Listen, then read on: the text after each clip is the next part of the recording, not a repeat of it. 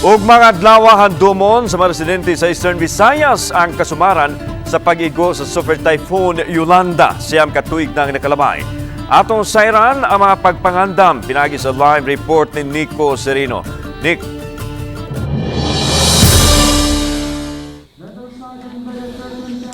Yaslan, ubay-ubay nga mga kalihukan ang giandam pag-commemorate o paghandom sa pag-igo ni Super Typhoon Yolanda dinhi sa Eastern Visayas siyam ka tuig na ang nakalabay.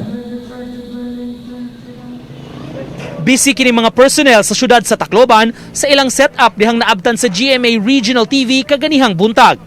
Dito kini sa Anibong District, usa sa mga coastal areas sa Dakbayan. Sa dapit makita sab ang shipwreck sa MV Eva Jocelyn nga napadpad sa komunidad atol sa pagkusukuso sa bagyo.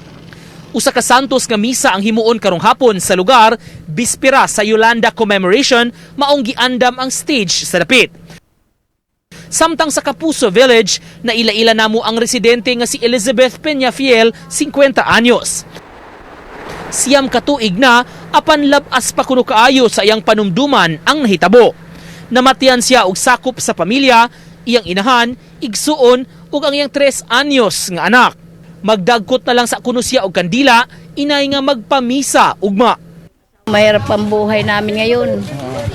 Bukas hindi ako makakapagpadasal sa kanila kasi wala kaming pera. Yun na lang, magkano na lang ang kandila sa bahay. Kasi pag pumunta ka doon sa Masgrib, hindi mo naman alam kung saan yun. Hindi sa bahay na lang magtitirik ng kandila. Sa Yolanda Marker sa Tacloban Astrodome, may pipilasab nga mibisita nga naabtan namo kaganiha. Gitukod kini aron paghandom sa libuan nga namatay atol sa maong kalamidad ni atong 2013. Samtang ugma atol mismo sa anibersaryo sa pag-igo sa bagyo, lain-laing kalihukan ang giandam sa mga LGU sa Eastern Visayas. Duna sa mga lugar nga mideklara og suspension sa government service o klase sa mga tunghaan alang nining espesyal nga adlaw sa paghandom sa epekto sa super typhoon sa ilang lugar.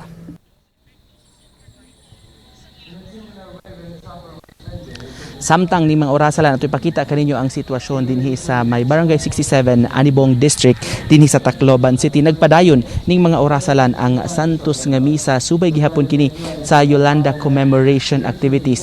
Matag tuiglan dunay Santos nga misa himuon dinhi ning maong lugar sa bisperas mismo sa Nobyembre 8 tungod kay makalihukan man kini paghandom sa nahitabo diri kung pahinumduman lan kining maong lugar na coastal barangay ni siya sa Tacloban City nga usa sa grabe sab nga naapektuhan sa pag-igo sa bagyo kun napadpad ang ubay-ubay nga mga barko ni atong human gyud sa pag-igo sa bagyong Yolanda ug ubay-ubay ang namatay ni mga lugar nga mamahimo gyud og special commemoration ang city government ug ang simbahan dinhi ning mga lugar sa Anibong.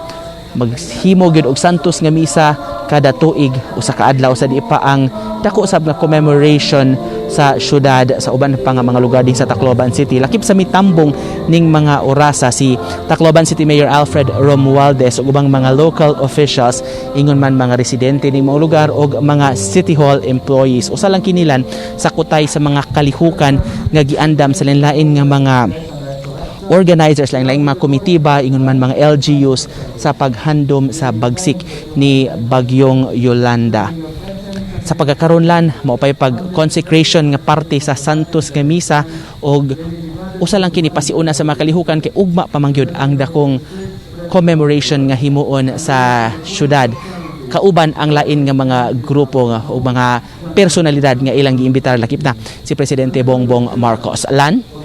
Daghang salamat Nico Serino.